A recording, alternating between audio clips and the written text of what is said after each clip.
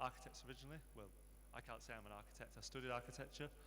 I did my undergraduate at Newcastle University, and then I moved to London for 18 months, where I was at Rivington Street Studio and did a lot of schools. I started to learn SketchUp, as everyone's probably been into SketchUp. I did very basic, crappy renders, but I enjoyed it, and I saw, well, my eyes were open to the world of CGI. And then I came across Forbes Massey Studio, where I actually met Tommaso, and we were both there for 5 years, where we became directors at the studio before its closure in 2019. Tommaso himself grew up in Florence and fully qualified architect. He can say he's an architect, I can't. And the rest is history. 2019, like I say, Forbes Massey Studio closed. We took the opportunity, because we didn't want to stop doing what we love, to set up on our own. It's been quite quick 2 years. And we started right before the pandemic and everything, but a lot of people actually started, and it's been a fun ride. Yeah. So we are like 8 people in London, and during the pandemic we also set up a new office in Florence.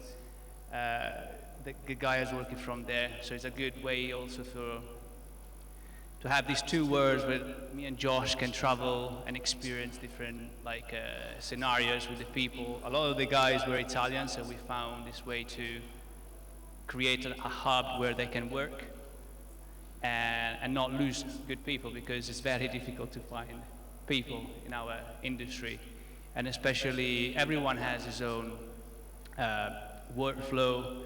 But yeah, for us, where a lot of the shop is very difficult to find the right person or to instruct and create the person you want, and then you don't want to lose it. So that's why we created also the second studio in the pandemic.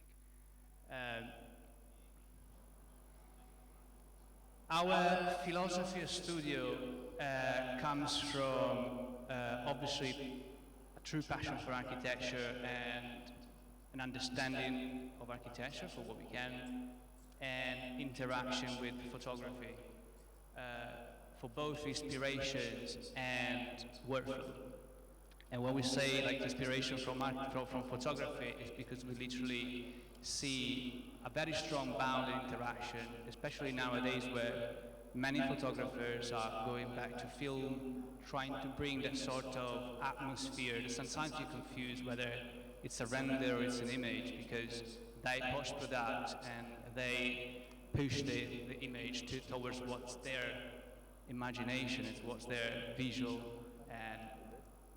and philosophy of architecture. So that's what we do, and we like to play in that sort of threshold where the 3D stops at certain time and then photography takes place. So we like to create these images where part of it is 3D, part of it is from photos, and that sort of blend basically leads to our style. We try to, in 2 years we've grown up. We have experienced to work everywhere in the world, and this sort of photography again comes in place where we want to, when it's possible, travel and take our own photography to then use inside our image, because we think imperfections from the places, it's what's special, and the client recognizes the curb, the whatever, like imperfection on the tarmac, like stripes on the street, and people especially. It's a very important key to communicate the feeling of the place. This is the structure of where we base our workflow, and it's interesting to see how different studios basically use the same structure, named different way to arrive to the same result, obviously, for their own style. So this is the good structure, the good workflow for our style, and it starts from composition, and then basically that resume also all the other aspects, a very thorough investigation of light, and then we go for materiality, the narrative that for us is quite key, and then the atmosphere. So composition, of course, for us is very simple. So we base it on every image we do is very minimalist in terms of composition. So everything is displayed within the frame, very calm, we used to say. So rule of thirds, of course, where we use bits of the model to lead the eye towards like a specific point, and then there is a sort of balance also for what is the background. For like in this case, it's the outside. It doesn't fight with the rest of the image. Again, like symmetry is what we like. Communicate with the people, and still taking inspiration from photography, where it's very difficult sometimes with the team that we need to explain, there's this sort of take references from, but the reference comes only if you have a background and passion for architecture. So it's part of your life, and as soon as you start an image, the reference should pop in your mind.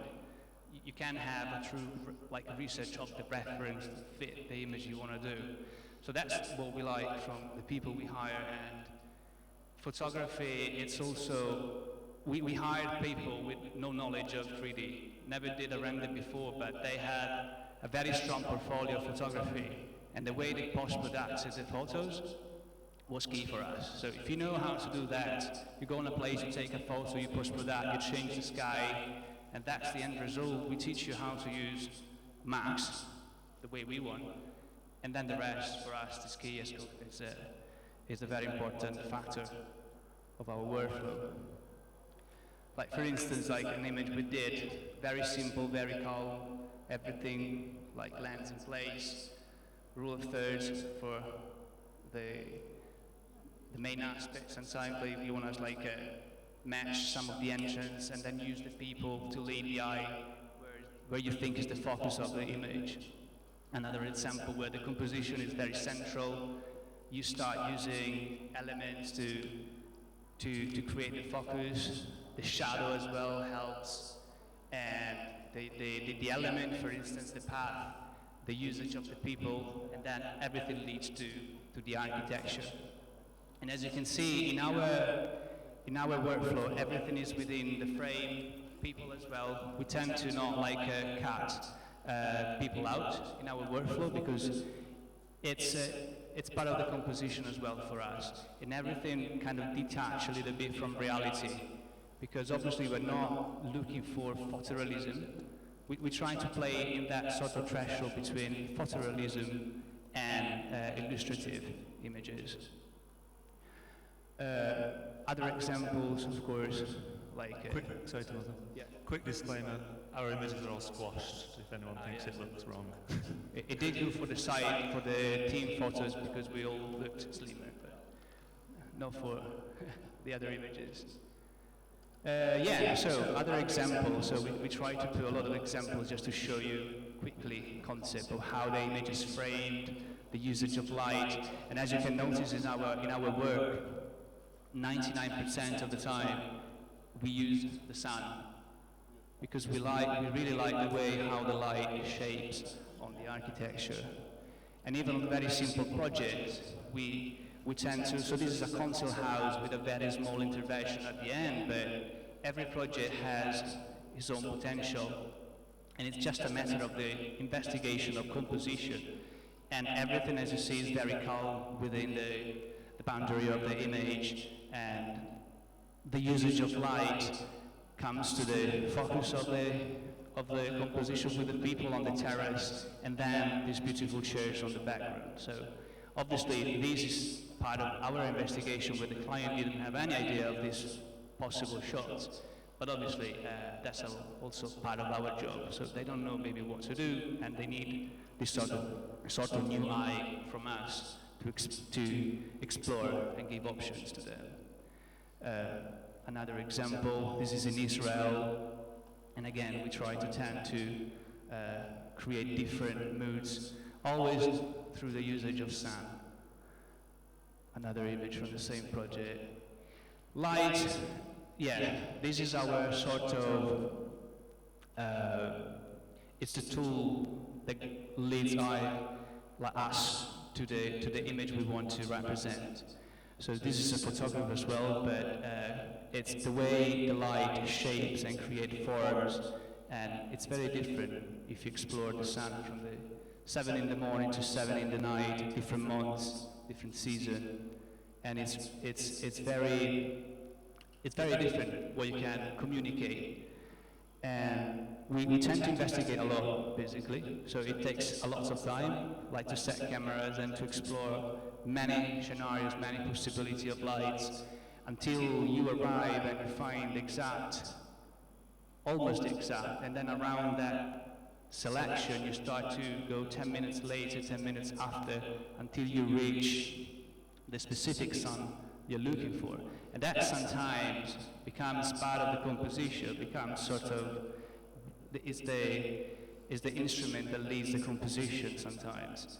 Like in this case, it's that specific moment of a very specific day in the year where the sun filters through the tower and it hits the first one, the second one, and then goes up till the third one.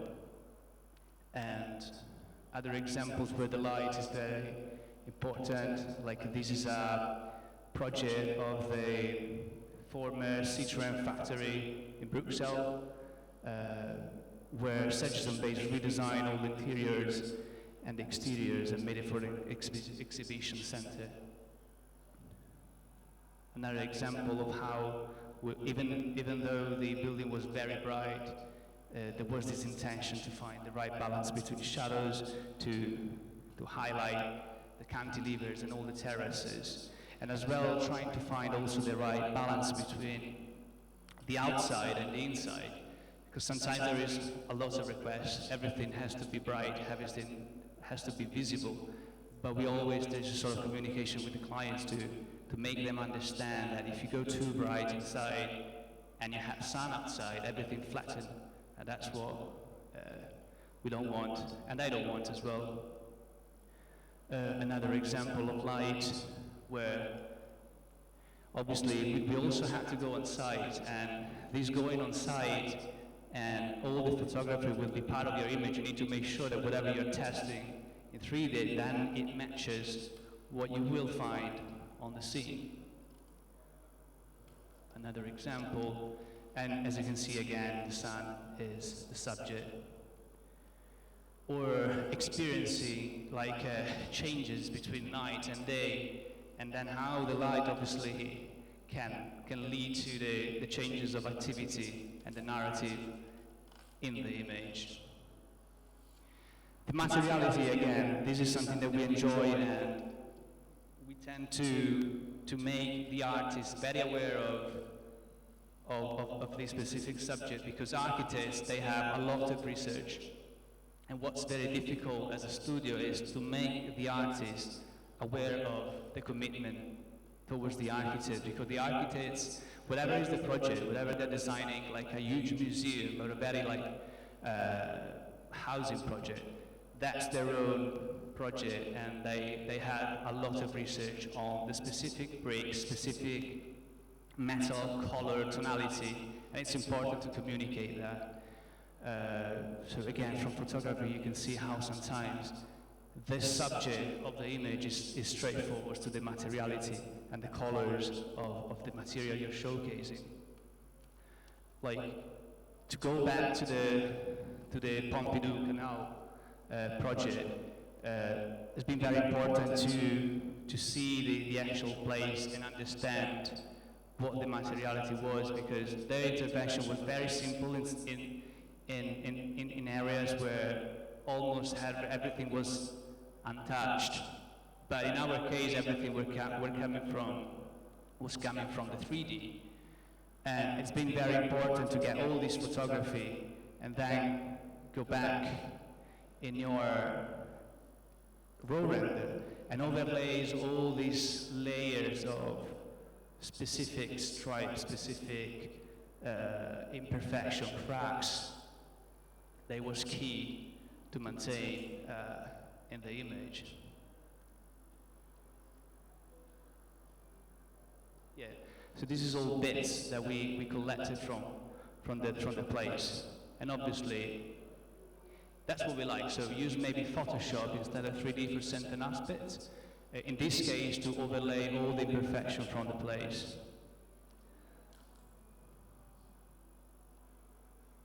And sometimes you have very simple scenes where you have to be very precise with the materiality because that's maybe the only things that you see inside your image. Another example, for instance, this is very squashed.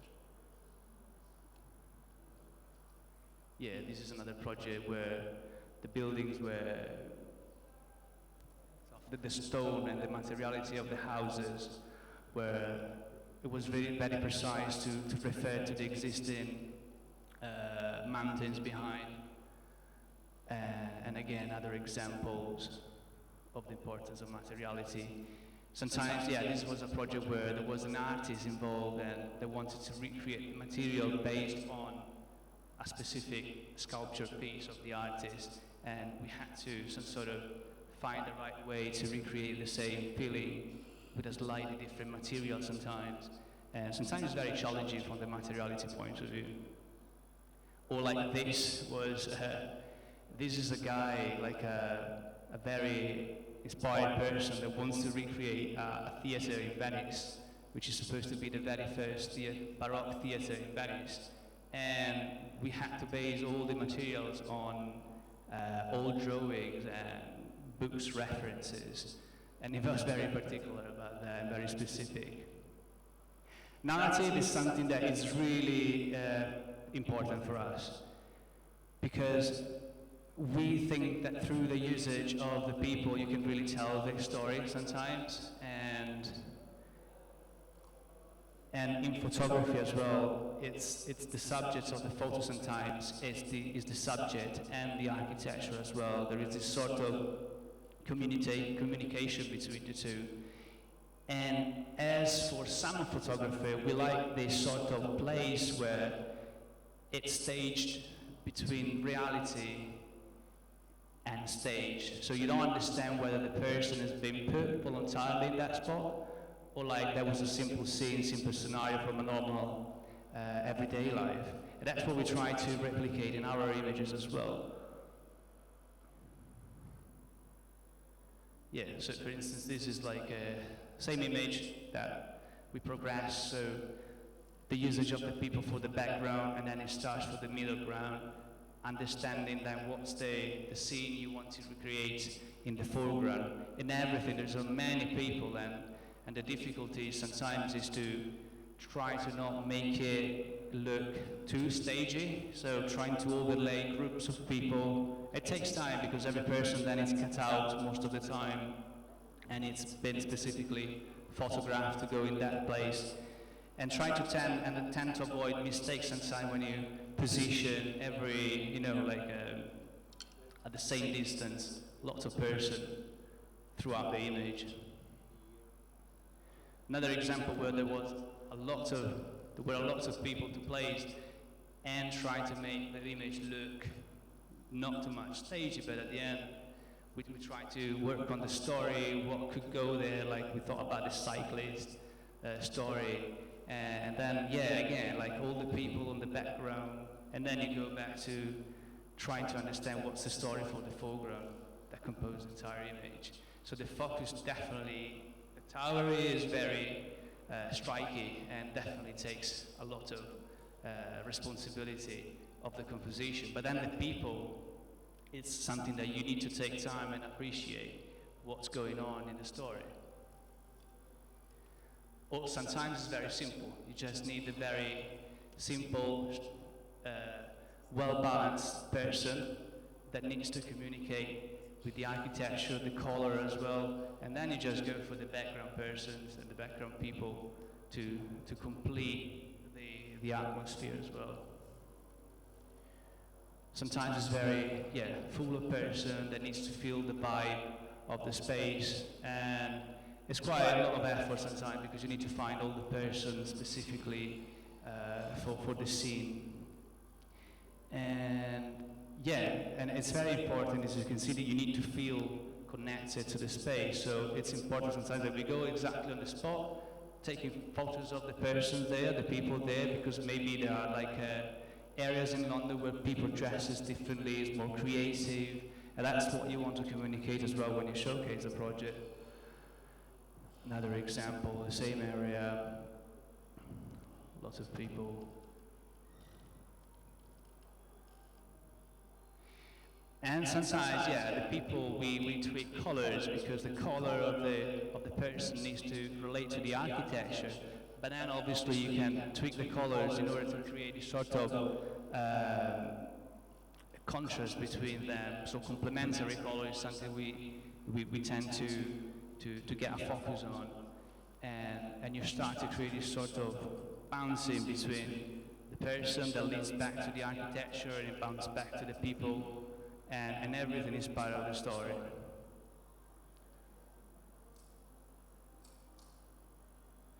And as I was saying, the feeling of the community is something that we really take seriously in our images. And London is a very mixed cultural city where there is a lot of different cultures together living. And often the client is very keen, and we as well, to recreate that feeling. Because the image then needs to be felt part of the community, and the people that is going to experience the actual architecture later, they are also, like more often, the person that decides whether the architecture is going ahead or not. So trying to create this in every image is very important. Sometimes it becomes the subject, where everything else becomes almost background.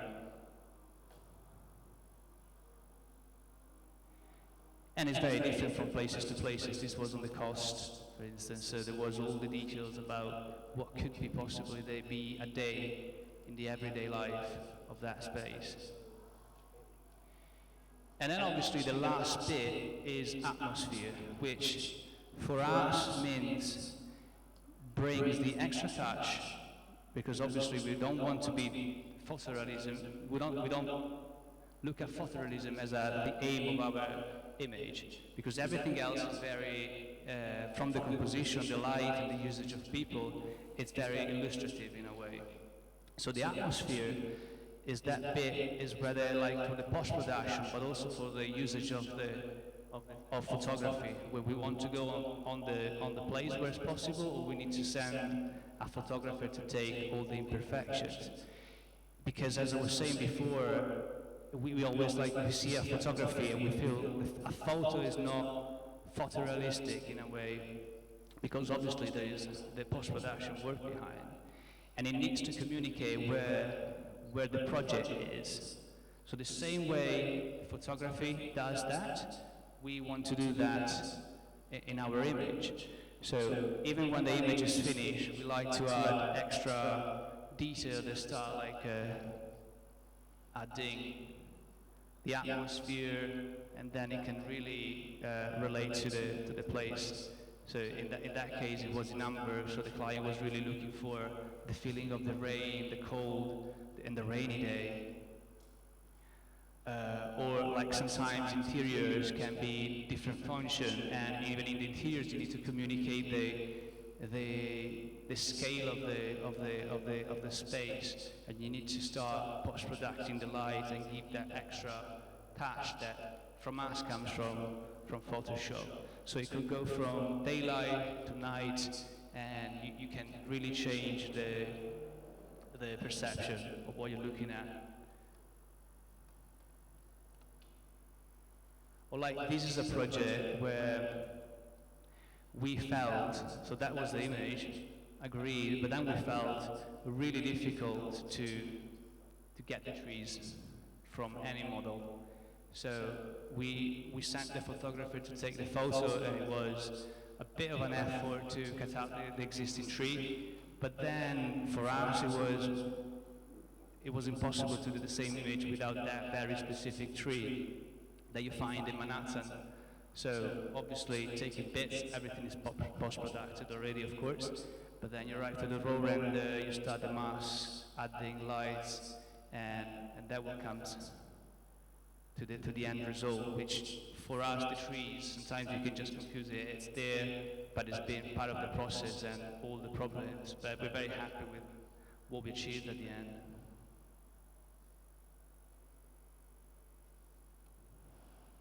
So this is another project in Japan, so it was very important to get details from the place, different scenario, different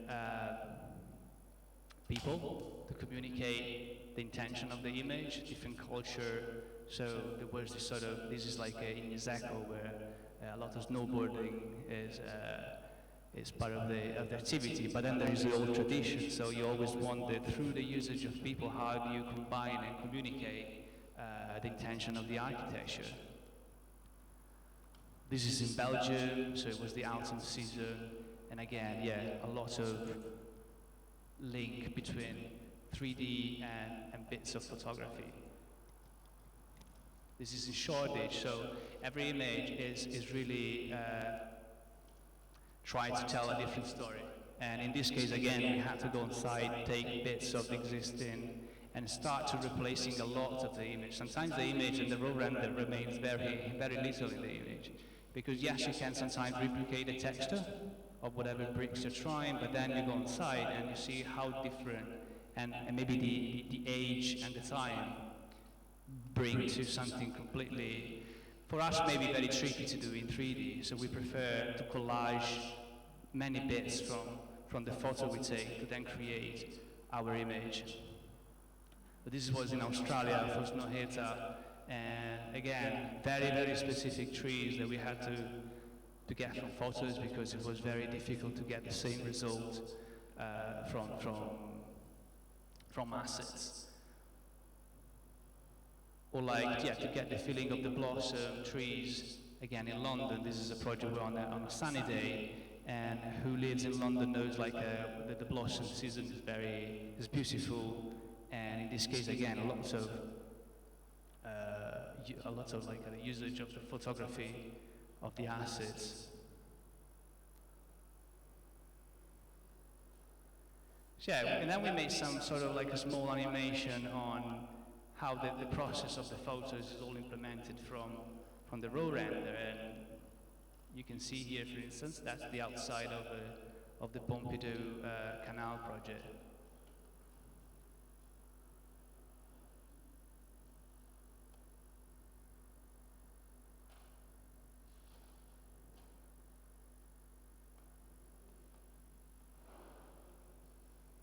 As you can see, the start from the base render and the end result with photography.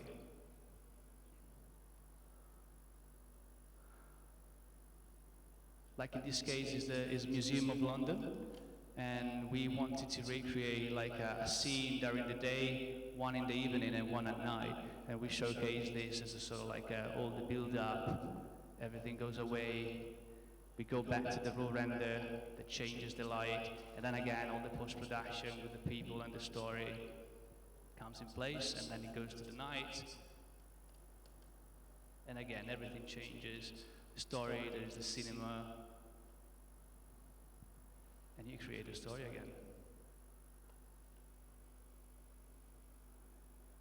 again. This, for instance, was an exercise. This image has been commissioned where we didn't use any render, for instance. Because they wanted to create this forest in bits of the city, so everything has been post-produced with photography. As you can see, the image builds up. It's been very funny to do this. I think there's snakes somewhere in the trees. Yeah, there is. Yeah, it's been a funny exercise to do. So no render at all between the first one and the second one. And then, yeah, this is another example. Like even starting with a good base, then we like to add the extra effort with the photography. So from the place, taking bits to recreate what was the intention of the hill and the architecture.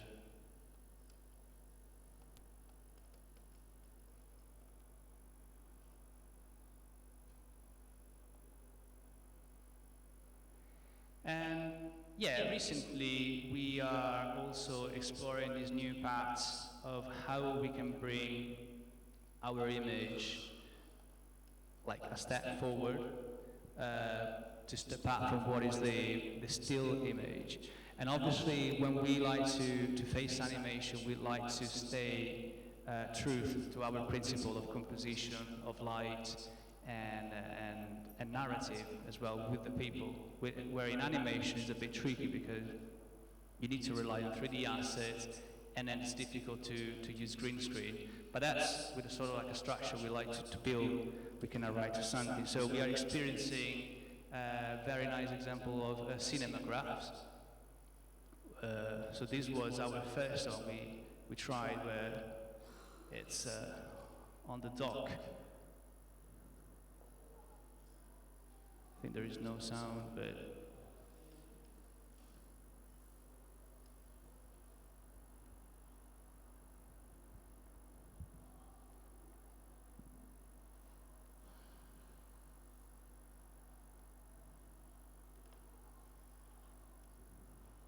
is it?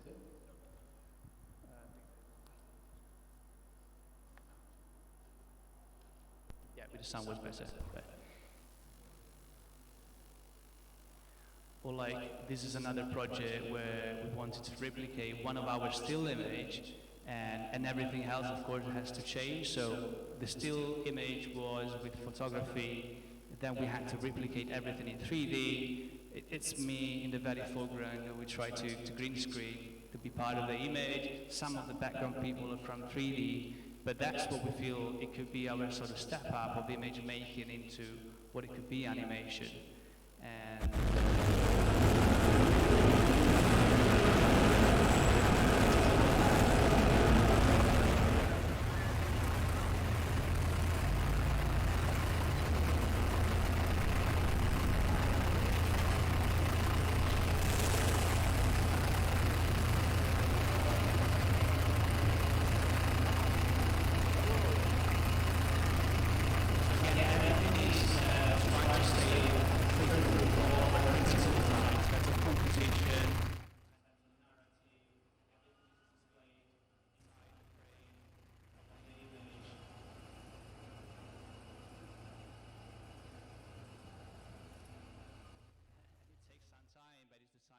sometimes you want to look at it, that could go very well in some exhibition.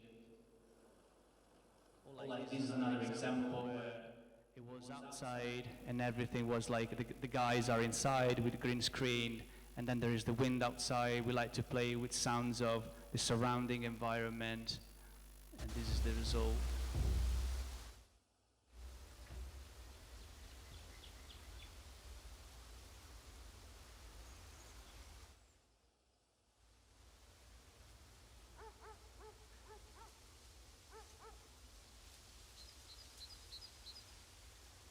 We like to play in this space where it's still an image, but it's adding extra, still not an animation completely, even though technically it is.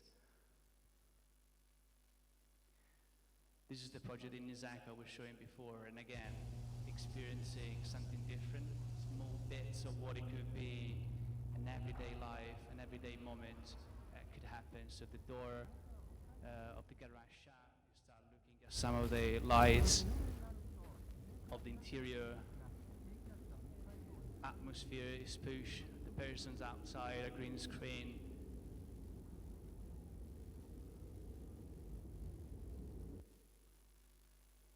And also we are trying to experience full animation, and again trying to stay truthful to these cinemagraphs and adding some of the motion. So this is our last piece that we want to show. It's an animation we did on a non-commissioned project, and we hope you like it.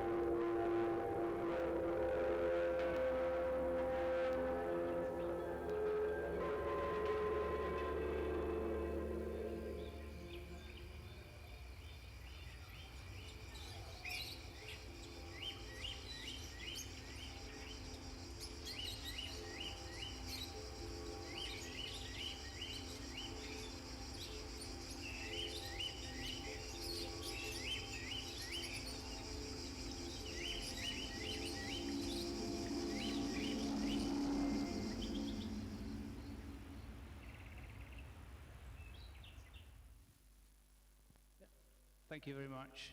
Cheers.